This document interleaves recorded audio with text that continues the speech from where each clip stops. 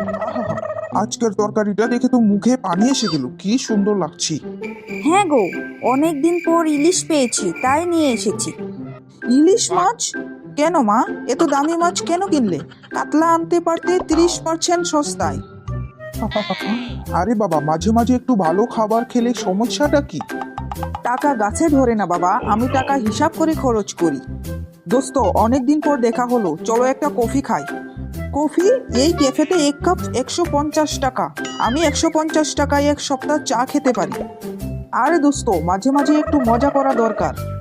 দোস্ত, 150 টাকা বাঁচলে সেটা 10 বছরে 58,750 টাকা হয়, বুঝতে পারছিস? তোর হিসাব শুনে তো আমার মাথাই নষ্ট। চল চল, এখন চাই খাই। আরে তুমি এখানে কি করছো? আমি তোমার ফোনে কল করছি, ব্যালেন্স নাই বলছে, ইনকামিং নাই। আমার আজকে জন্মদিন, কই আমার জন্য কিছু গিফট এনেছো? এই তো, এটা দেখো, তোমার জন্য গিফট রেখেছি। এটা কি? এটা একটা 10% ডিসকাউন্ট কুপন। তুমি যে পার্লারে যাও ওখানে কাজে লাগবে। রোহিত, তুমি কি সিরিয়াস? হ্যাঁ, টাকা বাঁচানোই হলো আমার আসল বুদ্ধি। আপনাকে আমাদের কোম্পানিতে স্বাগতম জানাই, কিন্তু আমরা শুনেছি আপনি একটু কৃপণ স্বভাবের। না না, আমি শুধু স্মার্টলি খরচ করি।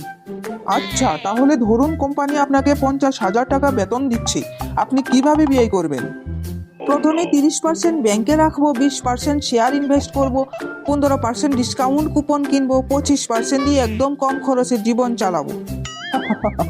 বাহ, তাহলে কোম্পানির জন্য আপনি কত খরচ করবেন? আমি অফিসের টয়লেট পেপার পর্যন্ত বাসায় নিয়ে যাও। এ তো কিপ্টে মানুষটা আমি কখনো দেখিনি। মা বাবা, আমি একটা বড় সমস্যায় পড়েছি। কি হয়েছে? আমি এত টাকা বাঁচাতে গিয়ে বন্ধু, গার্লফ্রেন্ড, চাকরি সব হারিয়েছি। তাই তো বলি, অতিরিক্ত কৃপণতা ভালো না। মাঝে মাঝে একটু খরচ করতে হয়, তবেই জীবন আনন্দের হয়। ঠিক আছে, আর সবাই মিলে ভালো একটা হোটেলে খেতে যাব, আমি বিল দেব। বাহ, দারুণ। বন্ধুরা, কৃপণতা ভালো নয়, বেশি কৃপণতায় খুশির মুহূর্তগুলো ছিনিয়ে ফেলে। ভিডিওটি ভালো লেগে থাকলে চ্যানেলটিকে লাইক, কমেন্ট, শেয়ার এবং সাবস্ক্রাইব করে দিও।